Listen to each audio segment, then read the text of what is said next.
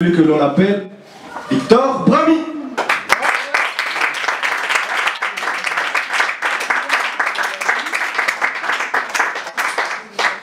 Bonsoir. Bonsoir. Bonsoir, Victor Brami.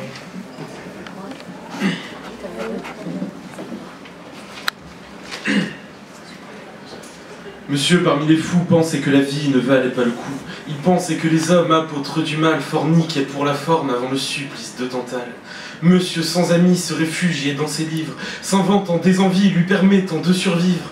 Monsieur marchait à contresens, à contre-rythme, à contre-tout. Mais monsieur, dans sa démence, pensait que l'homme était un loup.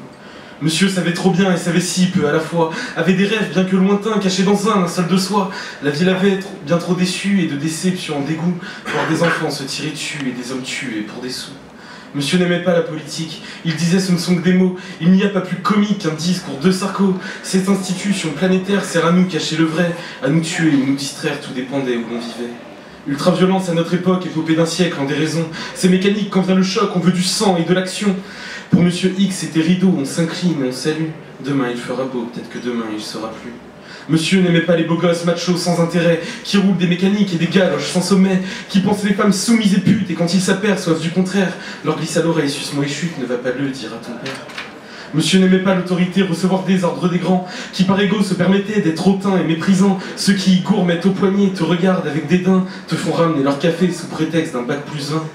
Monsieur était tout seul et haïssait les beaux parleurs, les gens du genre populaire qui nourrissaient aucune rancœur, dont les moqueries font rire la foule et blessent fort intérieurement, tous ces mecs qui se veulent cool, insultants et médisants.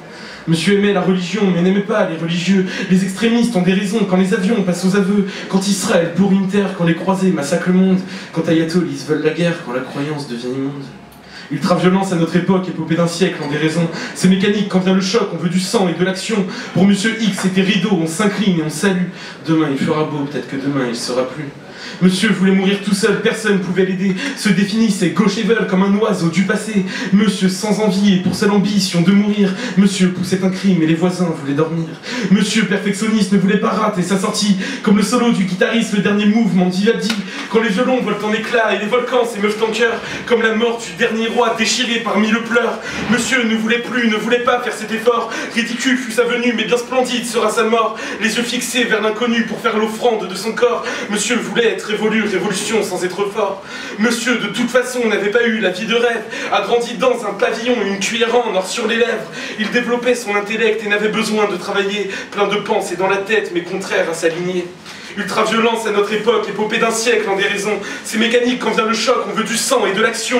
Pour Monsieur X, c'était rideau, on s'incline et on salue. Demain il fera beau, peut-être que demain il sera plus. Monsieur avait là-haut quelque chose de cornélien, vivre trop près de l'échafaud ou se donner la mort demain. Monsieur marchait à contresens, à contre-rythme, à contre-tout. Mais monsieur, dans sa démence, pensait que l'homme était un loup. Monsieur avait 12 ans et des certitudes trop marquées. Le canon grinçait sur ses dents et le coup a résonné. Monsieur sait donner la mort à l'aube de sa 13e année, laissant se récouiller comme seule trace dans cette immonde humanité. Monsieur avait 12 ans quand aux infos il entendit les faits divers traumatisants, diversifiés et entraînés crimes. Et dans la tête de l'enfant il fit, je pense, un choix de vie, mourir sans être grand comme un jeune arbre que l'on décime. Monsieur avait 12 ans, monsieur s'appelait Charles, et dans la panse de l'enfant, pas deux dans ce grand bal. Adieu l'amour, l'art et la planète Terre, adieu vous et adieu moi, adieu les fous faiseurs de guerre, adieu, je dis adieu dans ce combat. Ultra-violence à notre époque, épopée d'un siècle en déraison. C'est mécanique quand vient le choc, on veut du sang et de l'action. Pour Monsieur X, c'était rideau, on s'incline, on salue. Aujourd'hui, il fait beau et Monsieur X n'est plus.